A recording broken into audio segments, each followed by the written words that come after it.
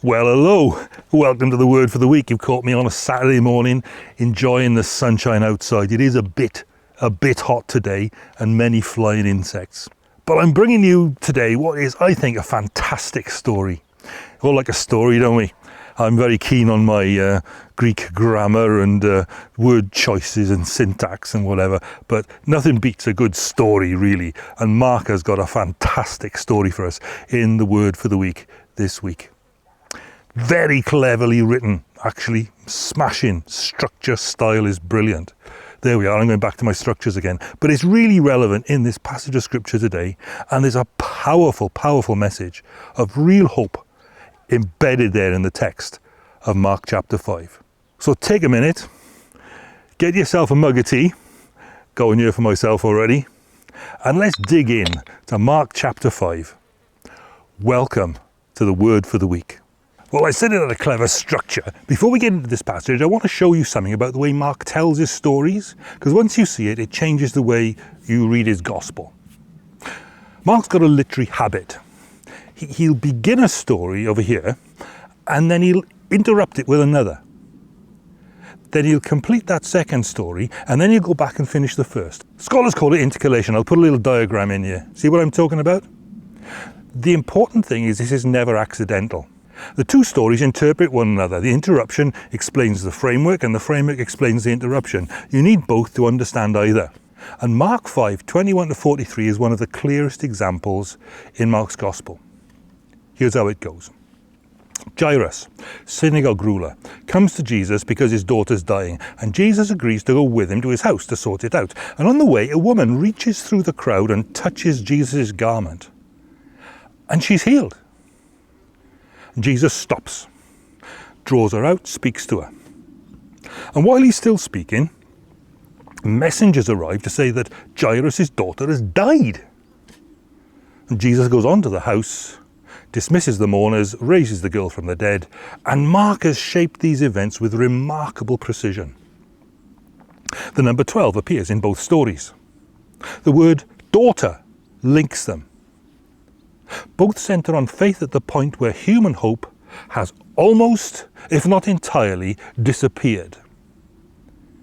These are not simply two miracles placed side by side. They're part of one carefully constructed drama, and each story throws light on the other story. So that's how we're going to read it. One unfolding account in 5 movements, each revealing something more about who Jesus really is. Okay, let's get stuck in. First movement in the story, the man who fell at Jesus' feet. It says, "Then one of the synagogue rulers named Jairus came, and when he saw Jesus, he fell at his feet." Now, we need to pause there for a minute. Jairus is a synagogue ruler. The Greek is archisynagogos, and he was responsible for the administration of the synagogue, organizing Sabbath worship, appointing readers, caring for the scrolls, overseeing the life of the congregation. He was a respected public figure, and he falls at Jesus' feet. In public, in front of a crowd. This is no quiet conversation. This is a man whose dignity and reputation are part of his identity, publicly prostrating himself before a travelling preacher from Nazareth. His desperation strips away his dignity. Now, every parent understands that. When your child's in danger, reputation becomes irrelevant. You'll do anything.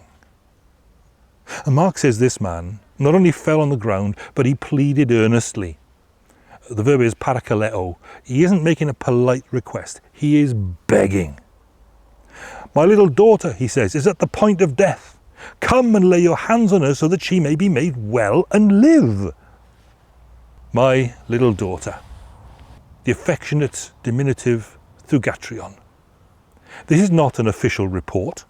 This is a father speaking. He isn't asking for an explanation. He isn't asking for a theological discussion. He simply asks Jesus to come and touch her and make her live. And Jesus goes with him. No interrogation, no conditions, no test of worthiness. Jesus simply turns and begins walking towards the man's house. And the crowd surges after them. Everything about the narrative tells us this journey is urgent. And then suddenly, everything stops.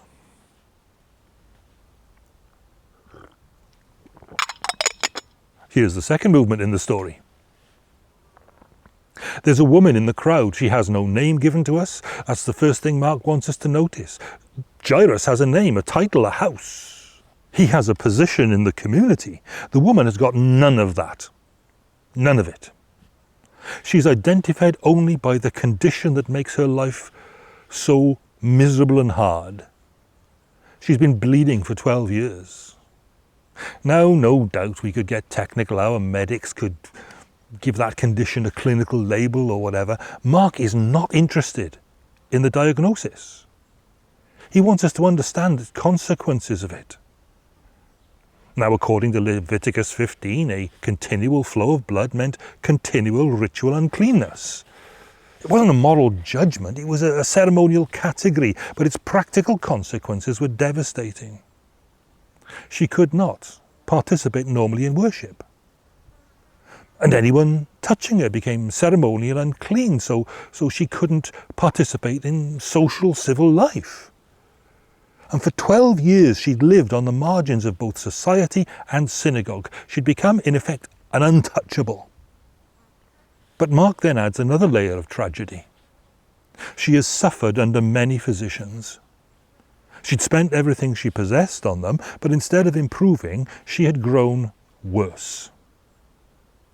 It's not an attack on medicine, it just reflects the reality of much first century pre-scientific medical practice, where expensive treatments frequently failed.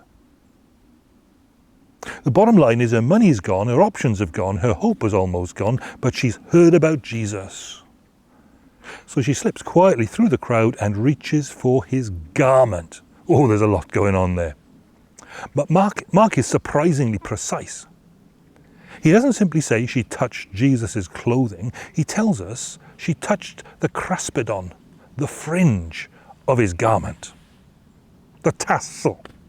The Hebrew word is tzitzit, attached to the corners of a Jewish man's outer garment, in obedience to Numbers 15. Those tassels were far more than decoration. They were a visible reminder of God's covenant and his commandments. And every movement of the garment reminded the wearer that he belonged to the Lord. By the first century, they'd also become associated with the simple authority of recognized teachers. And that makes the woman's action deeply significant. She isn't simply grabbing at a holy man's clothing.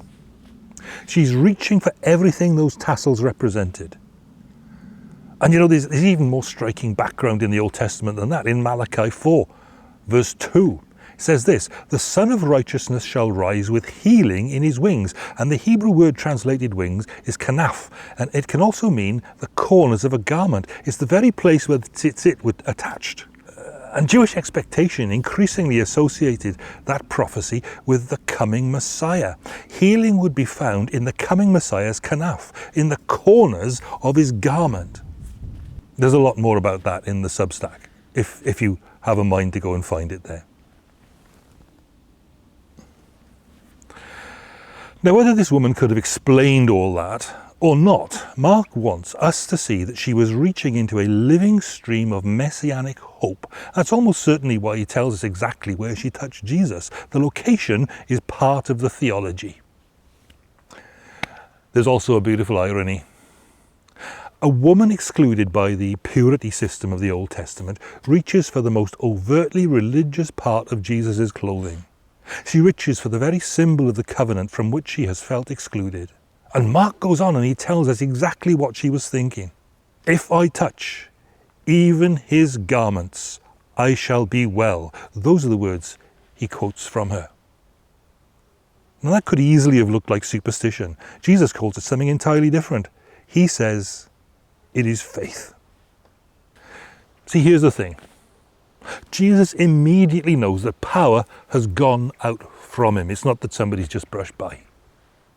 So he turns and he asks, "Who touched my garments?"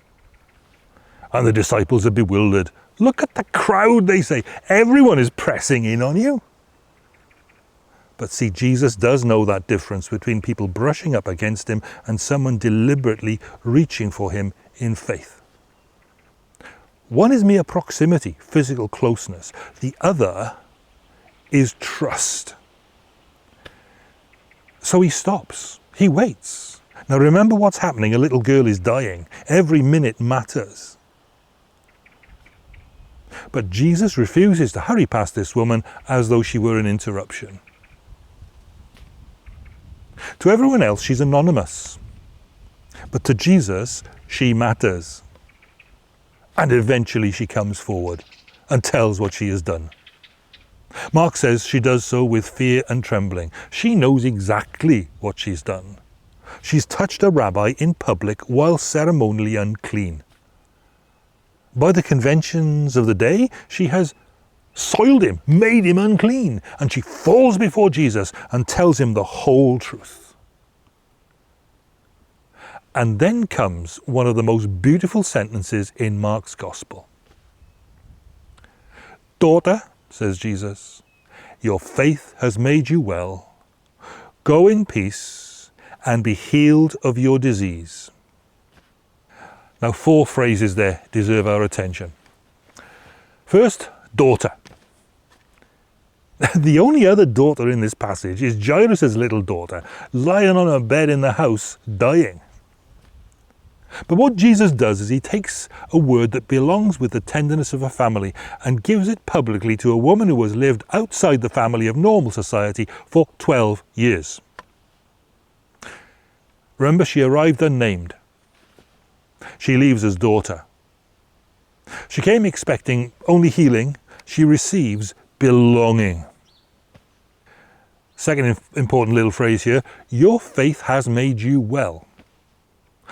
Now, Jesus is not commending superstition. He doesn't commend the physical touch. He identifies the decisive factor here as faith, costly, deliberate trust placed in him.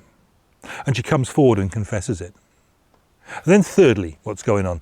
Go in peace, says Jesus. Behind those words stands the rich Hebrew idea of shalom. Not simply the absence of conflict, wholeness, restoration, life reassembled, put back together. And Jesus is not merely dismissing her. He's sending her into an entirely new level of existence. Because finally, he says, be healed of your disease. The healing has already taken place. Jesus is confirming it, showing what's happened, putting, as it were, putting it in ink, what she already suspects in pencil. This is no temporary improvement. It's no brief remission.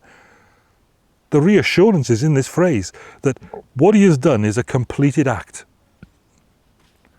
And in a single conversation, he restores that woman, socially, spiritually, and publicly.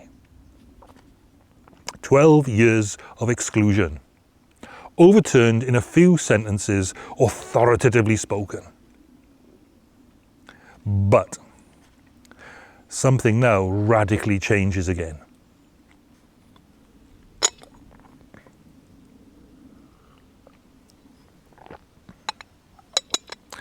Because while Jesus is speaking, messengers arrive from Jairus' house. And they say, your daughter's dead. Why trouble the preacher any further? Now those words are brutally expressed. They fall like a hammer. Only moments, Jairus had watched Jesus stop to help someone else. Jairus had watched precious time disappear. And now, with these messengers, the opportunity he thought he still had seems to have vanished. Yeah, the messengers are blunt. There is no point continuing. A healer cannot help you now. The child has died. For Jairus, every hope he brought to Jesus appears to have collapsed. But Jesus overhears the conversation. And he turns immediately to Jairus. Doesn't explain himself, doesn't defend the delay. He looks Jairus straight in the eye and he simply says, do not fear, only believe. In Greek, it is just 4 words. Me phobou, monon pisteuo. Do not fear, only believe. Perhaps the hardest sentence in the entire passage. Not because it's difficult to understand, but because of when it is spoken. It comes at the very moment when faith appears to have lost its object. The little girl is dead. Jairus had believed that Jesus could heal his dying daughter, and now she's dead. And from every human perspective, the opportunity has passed, but Jesus does not lower the call to faith. He deepens it. Notice what he doesn't say. He doesn't promise that everything is going to be all right. He doesn't explain what he's about to do. He simply calls Jairus to trust him personally. Trust me. Immediately. Hey, trust me. Without any visible evidence whatsoever.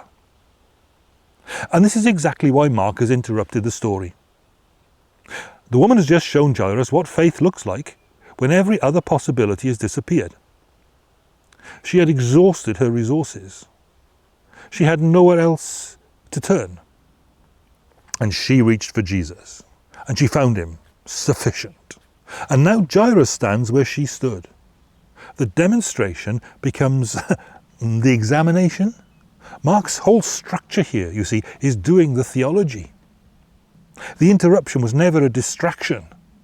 It was a preparation. Jairus has already seen what trusting Jesus in extremity looks like. And now he must do the same thing. So they continue towards the house.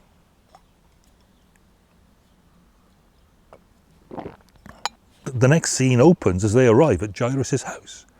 And the scene is exactly what you might expect. The mourners are already there. There is loud weeping, professional flute players, the organised expression of communal grief that marked a Jewish funeral, and the funeral of a child. Now, these professional mourners are not hypocrites. This is simply how people mourned in that culture. And Jesus walks straight into the middle of it and he says, "Why are you making a commotion and weeping? The child isn't dead, but sleeping." And Mark records the reaction to that with a single vivid word, which is giving us the impression they laughed at him. The Greek is katagelon. Not a polite chuckle, not nervous uncertainty. They laughed him down. Openly, contemptuously, because these people felt they knew death. They're talking to the Lord of life and death, but they thought they knew death. They'd seen it many times before. And from their perspective, Jesus' words were absurd. And yet those experts were completely wrong. Not because they lacked experience, but because their experience defined the limits of what they believed could be possible. Their expertise had a ceiling. And Jesus was about to act beyond that ceiling. So without argument, he just puts them outside. There are moments when disbelief simply has nothing useful to contribute. You better leave. He takes only the child's father and mother, together with Peter, James and John, and he enters the room where the little girl lies.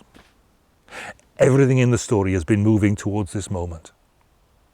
Jesus takes her by the hand, then he speaks. Do you know, Mark could easily have translated the words into Greek, the way he probably has done with the rest of this, and moved on. But instead he pauses, and he preserves the very language Jesus used. So we know Jesus said, "Talitha koum." Somebody who stood in that room never forgot those words, not merely their meaning, the actual sounds and the impact on everybody present. It was in the Aramaic that Jesus spoke in everyday Galilee. It was the language of the little girl in her home. And those words are remembered so carefully that decades later, Mark still writes them in their original language, preserving them within his Greek language gospel, preserving them like a pressed flower kept inside the pages of an old family Bible. Talitha, tender form of address. The kind of word you might use to a dearly loved little girl. Perhaps something like, "my lovely," or in Welsh, cariad. Cariad, koum. Koum. Get up. Up you get. That is all he said. No ritual, no incantation, no rigmarole, no elaborate ceremony. Just quiet authority. Jesus speaks to death as though waking a sleeping child. And immediately the girl stands up and begins to walk. And then, brilliant, Mark quietly adds a detail that closes the whole literary structure. She was 12 years old. There's that number again. For 12 years, the woman had been losing life.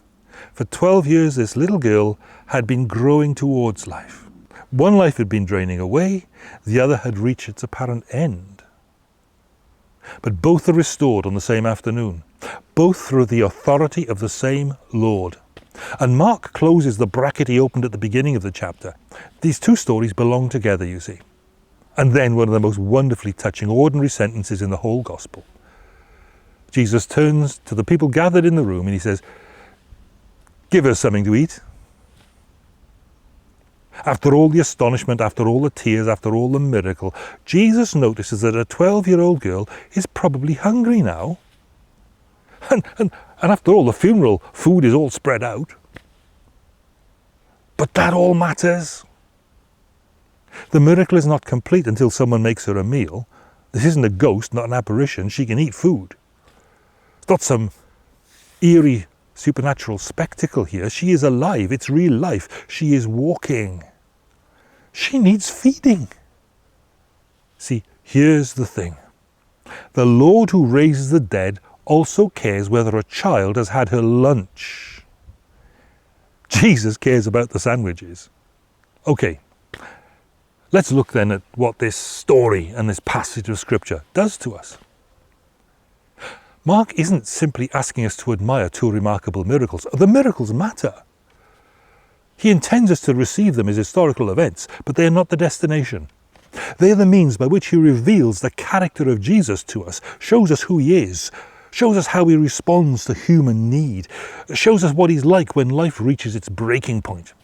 And three truths emerge with particular clarity out of all of this. The first one is this. Jesus stops for people the world has stopped seeing. That woman should never have been in that crowd. She had no standing, she had no influence, she had no invitation. For 12 years, she's been defined by her condition. Unnamed in the story, untouchable in society, excluded from ordinary worship. But Jesus stops for her. He stops the journey, he stops the urgency. He waits until she comes forward, and then he listens to her whole story. And finally, he calls her daughter. He restores far more than her health. He restores her place. And there's something profoundly encouraging here. If you feel your past, if you feel your failures, your illness, your circumstances, you feel they've pushed you beyond the reach of God's attention, this story says otherwise. What happens here is Jesus notices one person reaching through the crowd, and he still does. The second thing this passage tells us is this. The faith Jesus asks of us is often prepared before it is required. Often prepared before it's required. Look, when Jesus says to Jairus, "Do not fear, only believe," those words do not come out of nowhere. Mark has carefully prepared us for this. Before Jairus is asked to trust Jesus in the darkest moment of his life, he's had to watch someone else do exactly that same thing. The woman had reached out at the end of herself. She'd exhausted every other possibility. She had nowhere left to turn. And then she reached for Jesus and discovered that he was enough. Jairus saw every moment of that. He watched faith in action before he was called to exercise it himself. And that is no accident. It's the way Mark has built the story. It's a point we're supposed to take away. The demonstration comes before the demand. Now, I think that's one of the most pastorally beautiful features of this passage. God rarely asks us to trust him in territory where he's given us no preparation at all. Often the preparation comes through watching someone else. We see another believer walk through suffering with quiet confidence. We hear somebody testify to God's faithfulness after loss. We witness grace sustaining a life that ought to have collapsed by any human measure. And at the time, we may not realize we're being prepared. And then our own moment comes. And suddenly, we remember. The demonstration becomes our encouragement. So, look, perhaps when our own circumstances seem to have moved beyond hope, look carefully. God has often placed examples of faithful trust around you, long before you needed them yourself. The third thing, and this is a precious thing, the third thing this passage leaves us with is the tenderness of Jesus. Now, of course, the power displayed here is astonishing. He speaks, things happen, even the raising of the dead. But he is never harsh, never theatrical, never distant. All he does is clothed in gentleness. Think again about those Aramaic words, talitha koum. Jesus did not need to speak. He could have restored the girl's life without uttering a syllable, maybe the wave of his hand. The words were not for his benefit, they were for hers. And he addresses her with affection before he commands her with authority. Talitha, up you get. He speaks to her as though she can already hear him. He speaks into death with complete confidence that death is going to have to obey. That's extraordinary. His authority is absolute, but it is exercised with remarkable tenderness. And then, when she's standing before him alive, he says, "Give her something to eat." That sentence has always moved me. The room must have been filled with amazement, parents overwhelmed, disciples speechless.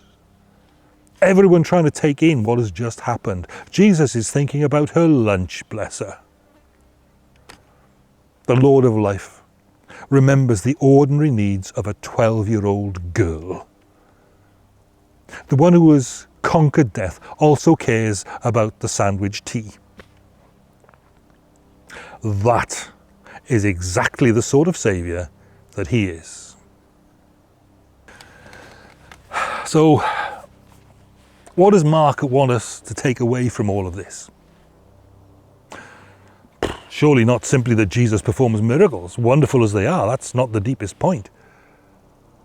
Mark wants us to know the person behind the miracles, the Jesus who stops for the invisible woman and calls her daughter, the Jesus who asks a devastated father to trust him because he is worthy of that trust, the Jesus who takes a dead child by the hand, speaks with the tenderness of a parent, raises her with effortless authority, and then makes sure she has a little bit of food because he remembers she's definitely going to be hungry by now.